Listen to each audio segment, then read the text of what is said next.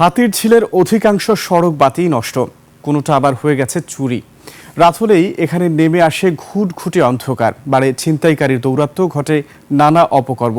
Police বলছে অপরাধ দমনের সাধ্য অনুযায়ী চেষ্টা করছেন তারা, আর নিরাপত্তা নিশ্চিতে জনবল বৃদ্ধির তাগিদ দিয়েছেন আনসার সদস্যরা। শফিকুল ইসলামের রিপোর্টে বিস্তারিত। শিয়া বাটার ও ভিটামিন সমৃদ্ধ লিলি বিউটি সোপ, তারুণ্যময় উজ্জ্বল ত্বকের জন্য। দিনের কর্মব্যস্ততা শেষে ইটপাথরের এই যান্ত্রিক শহরে এক টুকরো প্রশান্তির নাম হাতির ঝিল। রাতের কৃত্রিম আলো আর ঝিলের হিমেল হাওয়া ভুলিয়ে দেয় সব ক্লান্তি। তবে একটা প্রশ্ন থেকেই যায়, রাতের হাতির ঝিল কতটা নিরাপদ নগরবাসীর জন্য? 2013 সালে প্রায় 302 একর জায়গায় প্রতিষ্ঠিত করা হয় হাতির ঝিল প্রকল্প। যানজট নিরসনের পাশাপাশি স্থানটি হয়ে ওঠে রাজধানীর দৃষ্টিনন্দন বিনোদন কেন্দ্র। তবে দিন দিন সৌন্দর্য হারাচ্ছে হাতির ঝিল।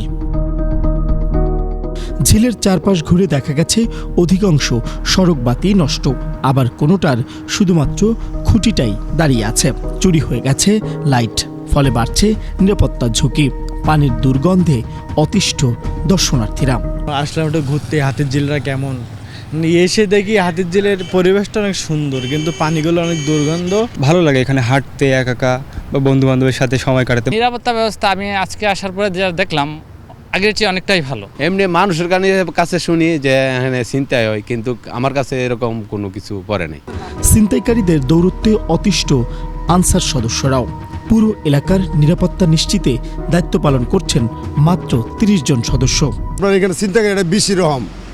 মহিলারা আসলে এরা মোবাইল নিয়ে যা, মোবাইল উদ্ধার করে আনতে গিয়ে সেটা দিয়ে আর 6 জন আছে। আমরা প্রতি শিফটিতে 30 জন করে shift, B shift, C shift, বুঝছেন।